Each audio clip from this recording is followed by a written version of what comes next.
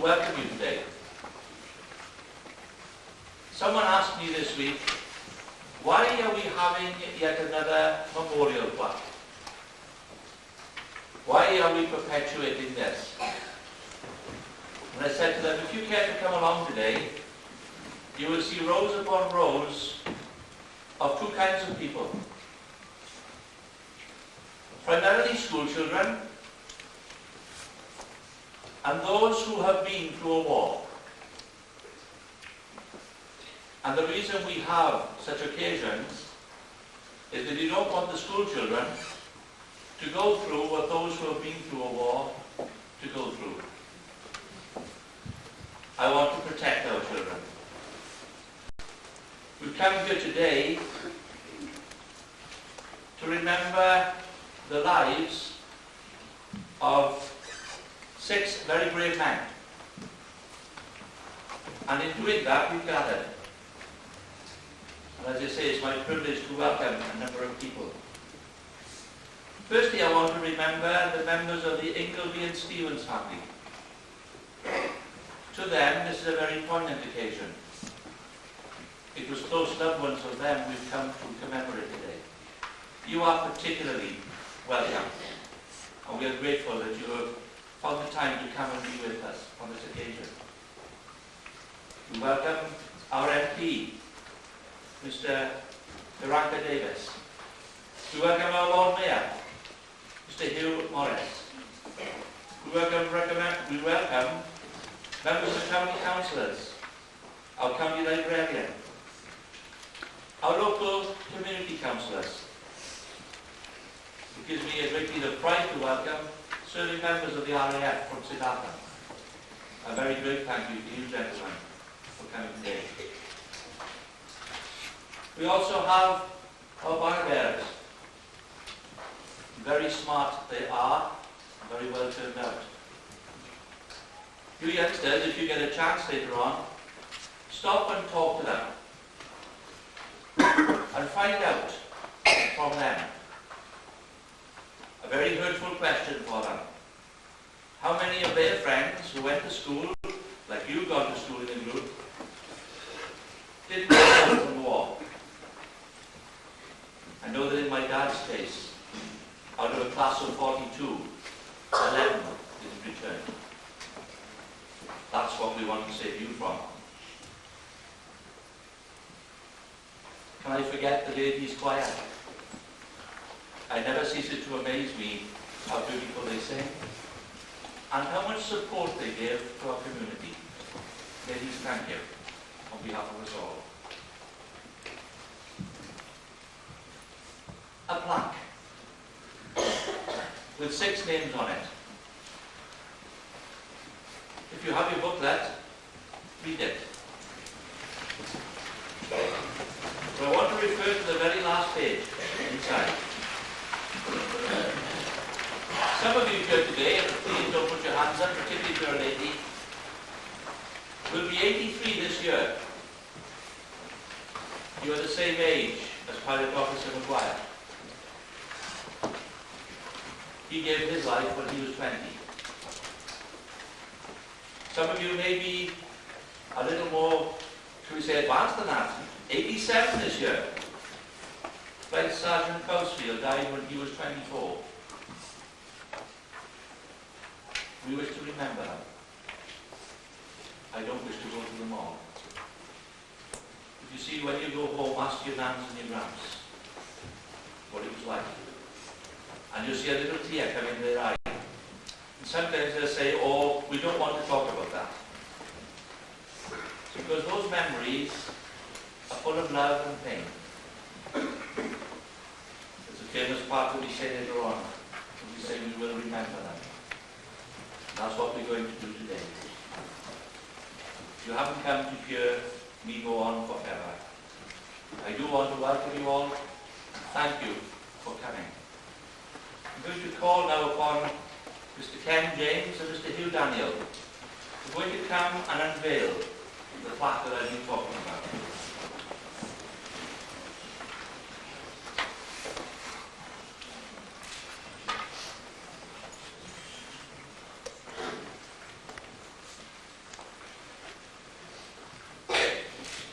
think whoever has made the plaque has done us justice. Can I say thanks to these gentlemen and those of their colleagues of the Historical Society who have researched endlessly the details of the events today, that we have this occasion. Thank you for your dedication and for your determination, because it's so important. I'd like to call now on Mr. Berwyn Davis MP to come to rest. Dwi'n hapus iawn ac yn falch iawn I fod yma heddiw. I'm very pleased and very proud as well to be here today. Amongst our honoured guests, the families of those who are represented on this plaque, amongst representatives of our armed forces currently and from the past as well. And it's quite a humbling experience, and if I can address the children just for a moment, it really set me thinking when I was coming here today. I'm just going to turn 40 next week, 40 years of age. And when I think where I would have been at the age of 24, 25, 26 years of age, I wouldn't have had my children. My children didn't come along until I was 30 when I got married. And now I've got 3 youngsters, mostly younger than you, 6, 5 and 3. They wouldn't have been here, the chances are, if I had served in war. I could well have been one of the ones who didn't come back. And we have to remember that there were people who fought on the battlefields, there were people who fought in the air above us, there were those who died in preparation, in putting the effort in behind the scenes. There are those who died on the home front as well. It's an extremely poignant moment in history, not only as we stand here today, but personally for me. My young boy, the oldest one, 6 years of age, who's starting to get a grip of what goes on now, said to me over Christmas for the first time, because as with most politicians, what I tend to do is, I listen a little bit to the Radio 2 and the Radio 1, but most of the time I have to turn to the news. 1:30 on Radio Wales, on the hour on Radio 2 or Radio 4. And my 6-year-old said to me, Dad, why is it that the news is always full of bad news and death and killing and so on? And I said to him, it isn't. There's lots of good things happening. There's lots of great work going on. There are great achievements. There are Nobel Prize winners. There are initiatives all over the world to bring peace to different parts of the world. But there are still, even this many years after 1940, after 1945, still in corners of the world, places where it isn't the politicians, it's actually the members of the armed forces who put their lives on the line to preserve peace and to work for a better tomorrow. So I would echo the words that have been said already. The reason that we're here today, the reason that we are remembering today, is so that we don't forget the past. We don't forget the sacrifices that have been made. We try and avoid going back to that situation. Now, you're going to have to excuse me for a moment, because like you, sometimes I forget things. So will you put up with me as I look at a couple of notes? Would that be okay? Okay, so I don't forget anything. I would first of all like to say that I myself am a very keen walker. And I was up here 2 days ago, in fact, in the drizzle and the rain and the horrendous cold, walking the hills up above, doing the horse show pattern all the way around the hills around us. And I was thinking as I was walking about the service today, and I was thinking about the conditions that would have been on those days many years ago, when the amazing and unfortunate coincidence of 2 air crashes happening on these hills. And I've walked from Brecon and the Lake District and the Scottish peaks, and across all of those peaks you will find people who lost their lives in such conditions. And it is a testament to those who put themselves before others. I won't stay long today, but it's easy to look back and to look back at war and to look at the heroism and to look at the bravery and sometimes to glory in courage. But I will leave you on one particular note, and it's a poem that was written by somebody who served in the Falklands War. It's the final verse of this poem by David Morgan. And I think the words are poignant because they don't dwell on the bravery and the glory. They dwell on the fact that these people were individuals. These people could have been you and I. They could have been my children. The poem reads, "No heroes they, but ones who loved sweet life and children's love, and dreamt of home when more allowed. They were but men. Like you and I, they were individuals, and they gave so that we would be there today." So I thank you to the Historical Society for putting the effort into reminding us of this, and reminding us of where we come from.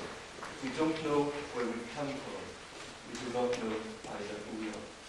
Thank you very much.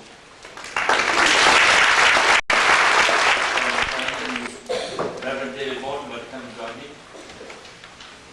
Thank you. Time for the dedication of the plaque. Will you please all stand?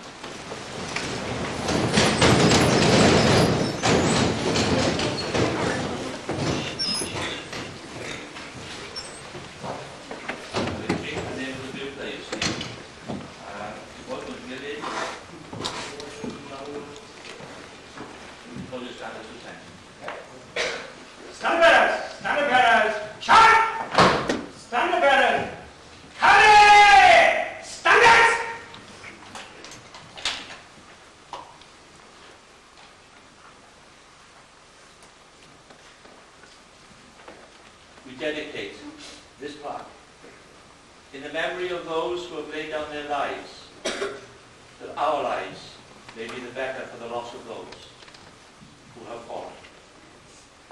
We dedicate it and consecrate it, that we who look upon it may remember them and remember the sacrifice that they and the so many hundreds of thousands of others gave for us. Father, bless this plaque as we dedicate it now to their memory and to your service in this world. Amen. I'm now going to call upon Squadron Leader McIntyre. On your sheets it says Flight Lieutenant Edmonds. He found he had a senior officer with him, so he's escaped this afternoon. The Squadron Leader come forward now at this time.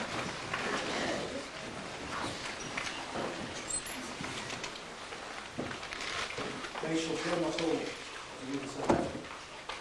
Lord, age shall not weary them, nor the years be done. At the going down of the sun, and in the morning, we will remember them.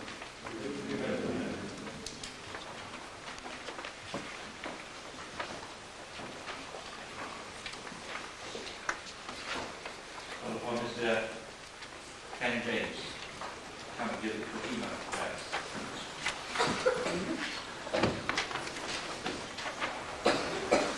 I will go forth and bless and save. Of Alan, Frank, Francis, Arthur, Peter, and Robert, and say, for you tomorrow we give our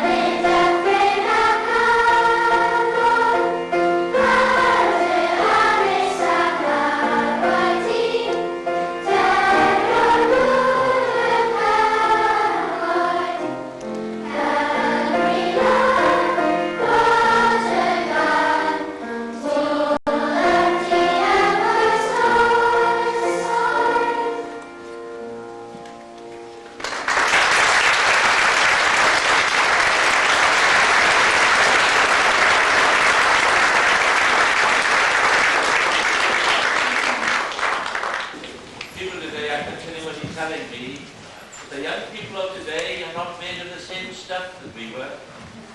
Well, I work with many of these youngsters on a regular basis, and I've got to tell you that they will never let us down, just as the older generation shouldn't let us down. They are a credit to us, to their families and to their schools. Give them a clap, please.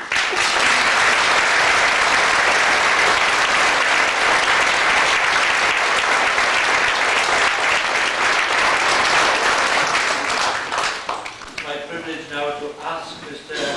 W.M. Jones, CBE, of the Ogmore Valley Local History Society, to come and address us. Joseph Inglewood, Peter, Martha, Mrs. Donna, honored guests, children, ladies and gentlemen. The Society has asked me to say a few words. Particularly to thank the people who helped us organising this service. The Reverend Peter Abbott has referred to this wonderful plaque. And we're especially indebted to Mr. Dennis David and his son Andrew, the monumental masons in Ogmore, who created this fine memorial stone. Unfortunately, I hear that they suffered upon the bereavement just this week. This hall, these walls around us, was opened just 100 years ago. And I'm sure the workmen of the Ogmore Valley who contributed their pennies towards the building of this Workmen's Hall and Institute would be gratified by this service here today. The singing of the ladies' choir, and particularly the school children, well, I am sure be a great comfort to them and for all the efforts they made to create this wonderful building. I must thank Mr. Paul Moffat, the parade marshal, sir, and the standard bearers, and of course the Reverend Peter Abbott and his colleague for their guidance and advice. Now, the Ogmore Valley has known much sorrow and tragedy during the comparatively short industrial history since the year 1865, when the coal mining industry began.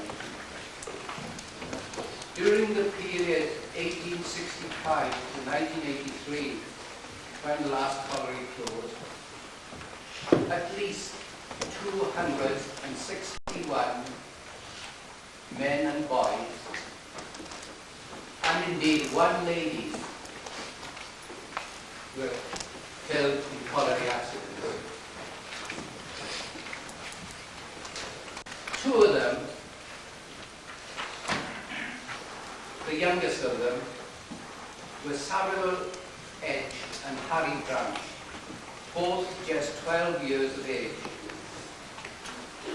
And Daniel and Alec, who now stand before you, I am sure are greater in stature than those two young boys who lost their lives in the mining industry. Thank you.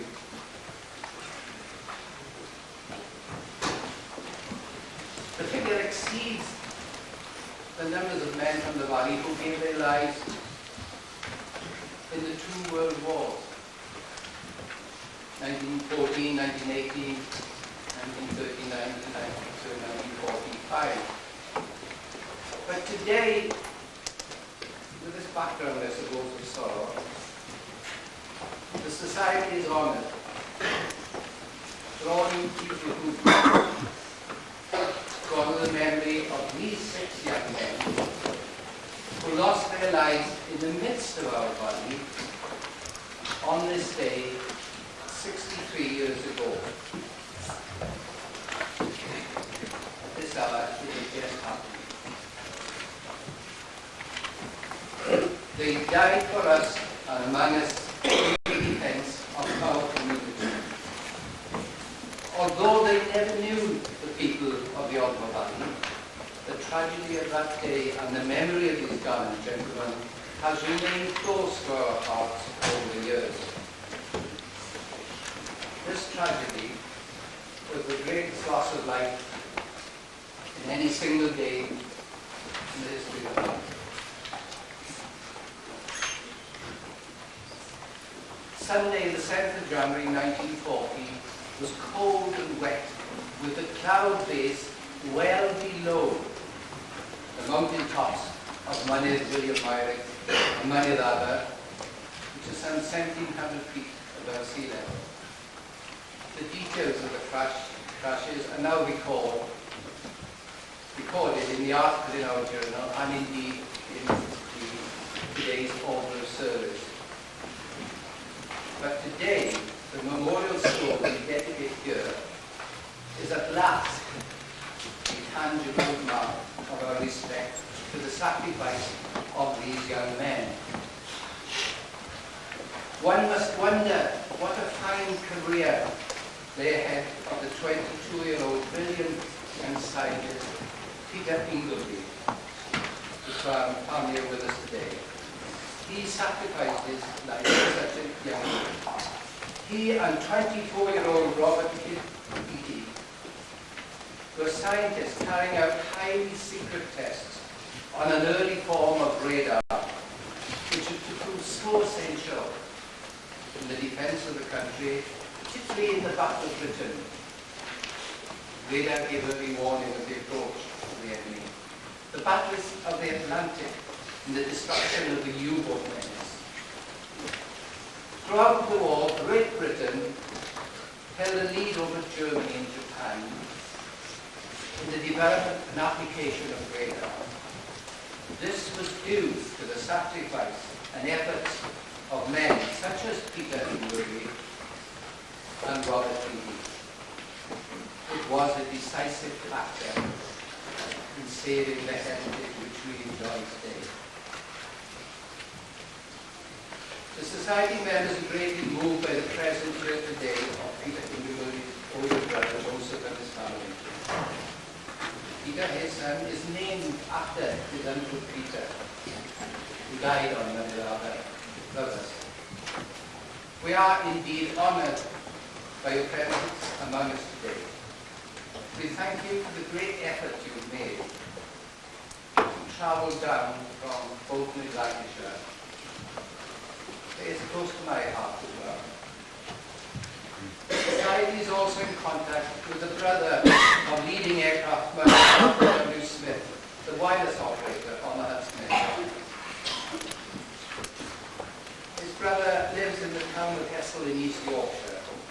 Unfortunately, due to infirmity, he is unable to be with us today, but he will be following the order of our service today. Mr. Len Stevens, the last survivor of the boys who were up on the mountain tops on that fateful day 63 years ago, is also with us. I have no doubt, Mr. Stevens, that your heart is full of the sadness associated with the airmen lost in the crashes, but also of his friends who have now passed on. Mr. Stevens, we are grateful to you for all your help and support in this project between members, which lies at the heart of the history of life. In closing this address, I am reminded of the quotation at the foot of the memorial board to the pupils of my old school, the Ogmore Grammar School. It lists 24 names of former pupils who gave their lives in the Second World War. A very high casualty rate indeed for this small valley grammar school. Over half of these young men served in the Royal Air Force.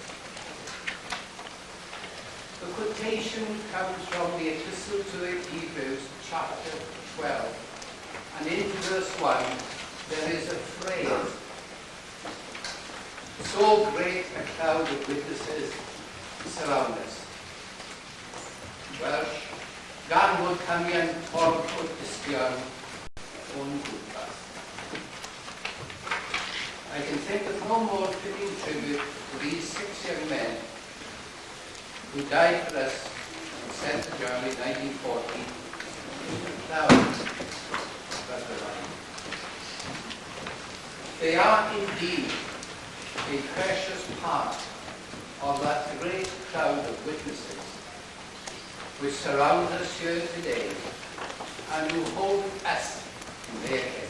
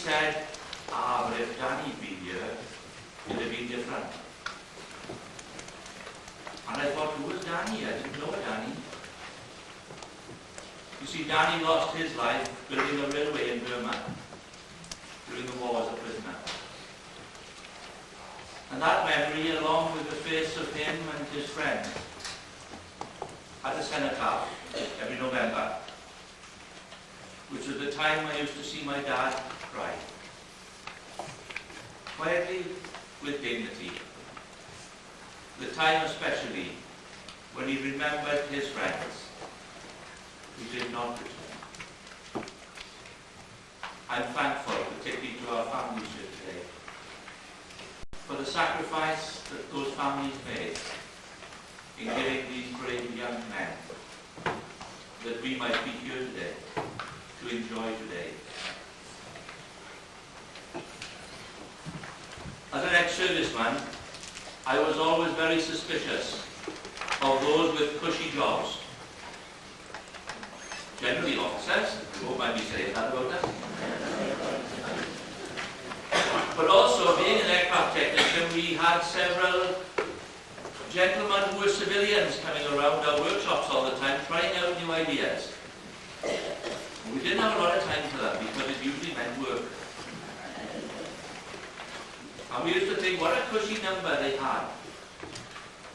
But today I want to tell you that there was one wireless mechanic who wasn't a wireless mechanic. He was a brilliant young scholar, a leader in his field. And because he went up in an answered aircraft and the work that he'd done before that, thousands of lives were saved. And that's not an exaggeration. To both our families here and to indeed all of the 6 families, thank you from my heart and from all of our hearts. And from the generation of this valley growing up today, the same. Thank you. We're going to stand and sing what might be foreign to our guests. It's the national anthem of Wales. Please stand and enjoy the melody of it.